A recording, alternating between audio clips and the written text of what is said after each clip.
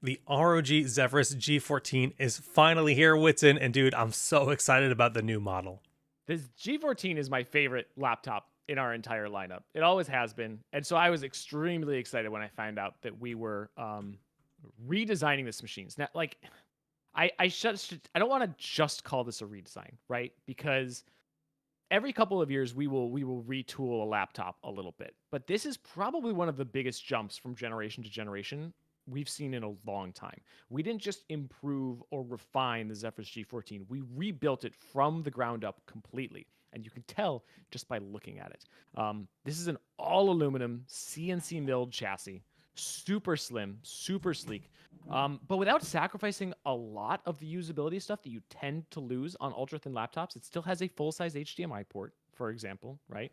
Um, the keyboard still has 1.7 millimeters of travel. That's really huge for gamers. And just me personally, I don't like how when you make a lot of manufacturers, when they make a laptop thinner, they sacrifice that key travel and it starts to just feel like you're tapping on a pound of bricks. 1.7 millimeters of travel is really good, especially for a laptop this thin.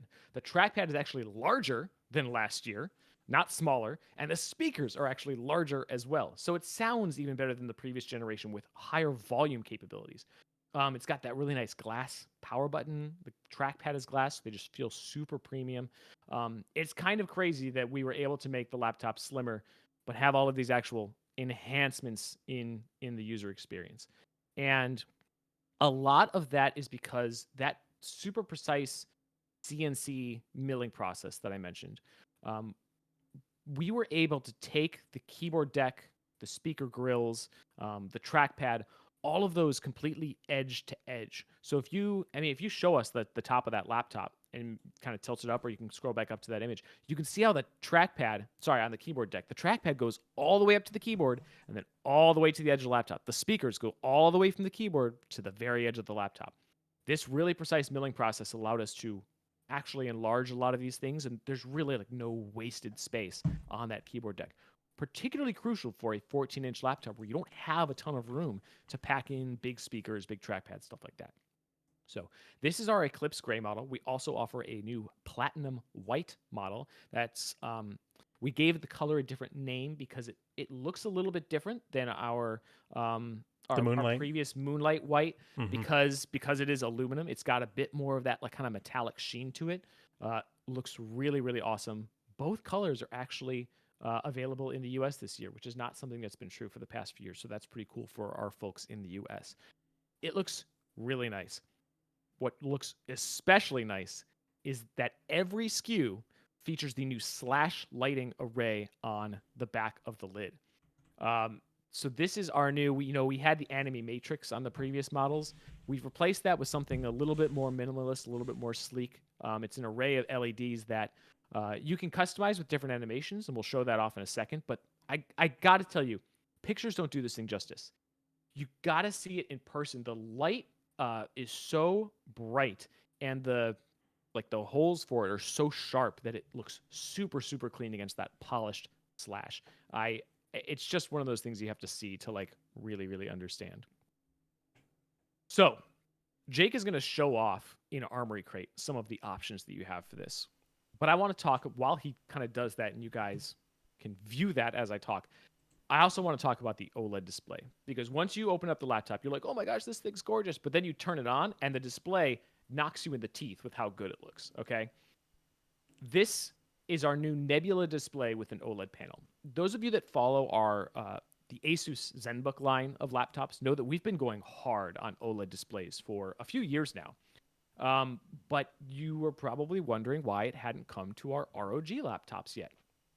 It's finally here, and it looks gorgeous. So, for those of you that don't know, the beauty of OLED is that each pixel is its own light source. With a traditional LCD, you have LEDs that shine through the liquid crystals. The liquid crystals shift to change the color and the shade, but the light is always shining through, which means even when the screen is black, you get some light shining through, and the blacks can look kind of like dark gray.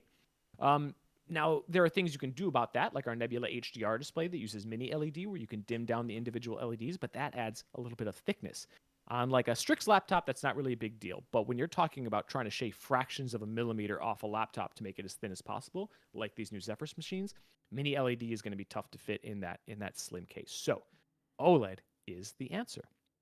Now, here's the challenge. You get those pixel perfect black levels, but up until now, there were no OLED displays for mobile devices that were capable of G-Sync, which means you would get screen tearing or stuttering when your frame rate didn't exactly match the refresh rate of the display, which happens all the time.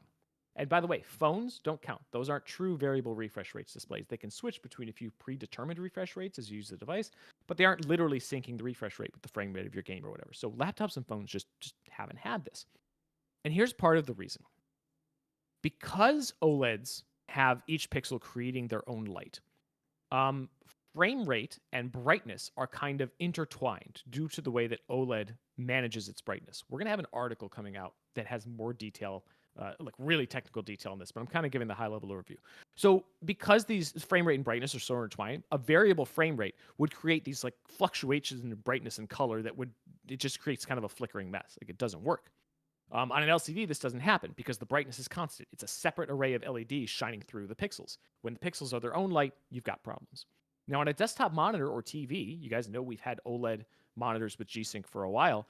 The display's processor, the display controller, can do the work of syncing up all the frames and then adjusting the brightness on the fly for each frame to keep it even. But on a laptop, the display chip just isn't powerful enough to do all of that computation in real time. So it doesn't work the same way that it does on a desktop monitor. So we're in a position where we have to either sacrifice the perfect image quality of OLED or sacrifice the perfect motion of G-Sync. Here's the thing. We don't like to sacrifice perfection at ROG. So we had to figure something else out. So we went to NVIDIA and Samsung Display, who manufactures the panel, and we were like, guys, we got to figure this out. So here's what we did. The G14, if you look at the spec page, it has a 120 hertz display. But here's the thing. The pixels are actually refreshing at 960 hertz, not 120 hertz. It can still only show 120 distinct frames per second, but the pixels are refreshing at a blistering 960 times per second. You're playing at 120 FPS, and the pixels are refreshing 8 times per frame. Because the refresh is constant, you get that even brightness, right? You don't have the problems with the brightness flickering. And then because it's refreshing so fast, the frames are able to be drawn on the display much faster than on a typical 120 hertz panel. So on a 120 hertz panel, you're generally waiting 8 milliseconds at the longest before a frame can be drawn on screen. With this, it's like a little over 1 millisecond at the longest. So as soon as a frame is ready, it gets sent, and the next refresh that's available in that 960 hertz refresh, it'll draw the frame on screen. Basically allowing you to have G-Sync on an OLED. No tearing, no stuttering from V-Sync, no increased input lag from V-Sync. It just looks amazing, and it's really smooth. So there's this is not like required knowledge for you to enjoy the device. It's just so cool that I have Wizardry. Yeah, like that's it's literal insane. wizardry. So in practical usage, it's the same as any laptop. You turn on G-Sync in the settings, that's probably on by default, and then you start playing your game. It's just really fascinating stuff, so I wanted to bring it up. Apart from all that, you've got 3K resolution, 120 hertz, like I mentioned, VESA Display HDR True Black 500 certification, so you can watch HDR on Netflix, you can play HDR games, and it's going to look really nice, giving you that extra punch, those extra highlight details that you don't get in SDR. Plus, with 100% coverage of the DCI-P3 color space, you're getting those really bright, vivid colors in HDR as well. Side note, actually, speaking of colors, these panels are also extremely color accurate. Right out of the box. So even if you're a content creator, you can trust that what you're seeing on screen is what you get in every sense of the word. And of course, OLEDs had a really fast response time too, so that motion is going to be crystal clear, no ghosting, no blur that sometimes you get with like VA panels and things like that you generally don't have on laptops, but some desktop monitors. So the display is like, I feel like the design hooks you in, but the display is, to me, the other real star of the show here. It looks amazing. Okay, sorry. That was like, I know that was a long thing, and I'm going to make the video 5 minutes longer for going through all that, but it was just so cool that I've been wanting to talk about that for months. Yeah, you're a display nerd. You can't help yourself. It's okay. I am. We appreciate the passion. Yeah. So, inside, as far as performance and hardware goes, we're packing an AMD Ryzen 9 8945HS processor, up to 32 gigs of LPDDR5X 6400 memory, so that's pretty fast memory, and up to 1 terabyte of PCIe Gen 4 storage. The storage is upgradable if you unscrew the bottom of the laptop. The RAM is not. I know we've had a lot of questions about this. Again, we answered that. We talked about that more in our CES 2024 Q&A, so I'm not going to get super deep into it here. You can go back to that stream on YouTube or Twitch and kind of learn a bit more about a lot of this stuff. Basically, it just means that you have to make sure that you buy what you think you need, not just right now, but in the future. So for some people, 16 gigs is totally fine for all of the work and the light gaming they do. We wanted to offer that SKU because there is still demand for that SKU and SKUs around that cost. But if you're waffling between 16 and 32 gigs, like I'm not sure which model to get because you do content creation, you're planning on keeping the device for a long time, get the extra memory because you won't be able to upgrade it yourself in the future. That is just one of the small sacrifices we did have to make in order to make this device so thin. Unfortunately, we can't break the laws of physics as much as we often try to skirt that line. And we really did want to do something new with this machine. The majority of our laptops still do feature upgradable memory, but if you really want to go as thin as possible, like the Flow machines or like this machine, that's just a trade-off that you have to make. There was just no option there. We wanted to do something thinner and lighter for people who are on the move. That said, if RAM upgradability is super important to you, most of our laptops still feature that, like I said. In fact, the 2023 G14 is still available. That's still technically part of our current lineup, and it does feature upgradable memory. It's still an excellent device. So ultimately, it's all about where you fall along the lines of those trade-offs. I am going to take the reduced size and weight and run with it personally. Same. On the GPU side, you get up to an RTX 4070 laptop GPU with a max TGP of 90 watts. And of course, that comes with all the latest features from NVIDIA, like DLSS 3, frame generation, ray reconstruction, killer AI performance if you're playing with like stable diffusion and things like that. All that good stuff can be accelerated by the GPU in this machine.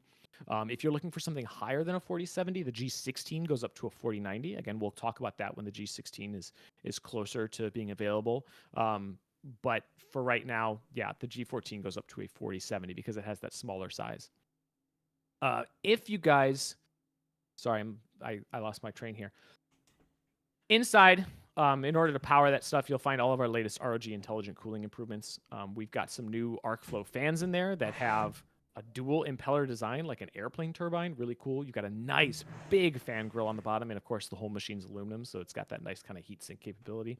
It also draws air in from the top of the keyboard. Most laptops just draw air in from the bottom, but when you have it on a desk like Jake has here, you can see it's got a lot of vents, but that airflow is still really limited. So we're also drawing air in from the top, so you get more fresh air flowing through and then out the back, which was a pretty cool design change on this model.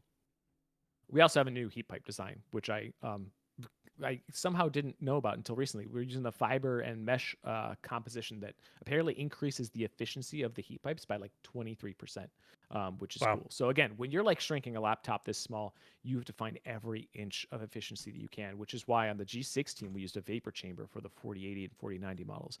No vapor chamber on this model, again, because we just weren't able to go that high, but yeah, really cool. And of course, you can adjust the fan curves and performance to your liking in Armory Crate if you want to keep the fans a bit quieter or push performance a little bit harder. All right, so if you guys are interested in diving deeper into a lot of this stuff, again, go back and see our CES 2024 Q&A. You can also go back and watch the CES event. We're going to have some articles up on the site that explain all kinds of stuff about this machine, not only the design of this machine. We're going to have an article up probably next week about some of that OLED stuff that I talked about that goes into a bit more detail there. And we also just published an article that explains the difference between all of our G14, G16 models. This device is officially available in some, if not most, regions right now. However, I do know that in the US it is sold out, but more stock is coming very soon. So watch your favorite retailer, sign up for notifications, and you should be able to click that notify me button if you go to the product page on the Asus store, and you should get notified when it comes out, provided that it doesn't also sell out immediately, which hopefully it won't, because we want you, as many of you guys as possible, to get your hands on this bad boy. The G16, not out yet, but coming soon, and you can sign up for notifications of that as well. You've been playing with the different animations? Yeah. They're cool. It's fun. Yeah, I like it. I at first I was like I kind of lamenting the loss of the anime matrix, because I really like the anime matrix, but this actually, especially once I saw it in person and started playing with some of the different animations, I was like, oh yeah, no, actually this is really cool, and still like it helps it stand out. I know there are a lot of like aluminum thin and light laptops on the market, but this is still a very distinctly an ROG laptop. It feels fresh because of that slash lighting. Yeah, for sure. So, as always, guys, this is just part of our show. If you want to see the full stream with even more content, subscribe to our YouTube and Twitch channels. We stream ROG Pulse, this show, every Thursday. We do walkthroughs, product showcases, other guides, unboxings, and then we do also do game streams on Twitch, usually on Tuesdays and Fridays, right, Jake? Yep. Tuesdays and Fridays. Of course, you can also follow us on social media and join our Discord to stay up to date with the latest news and announcements.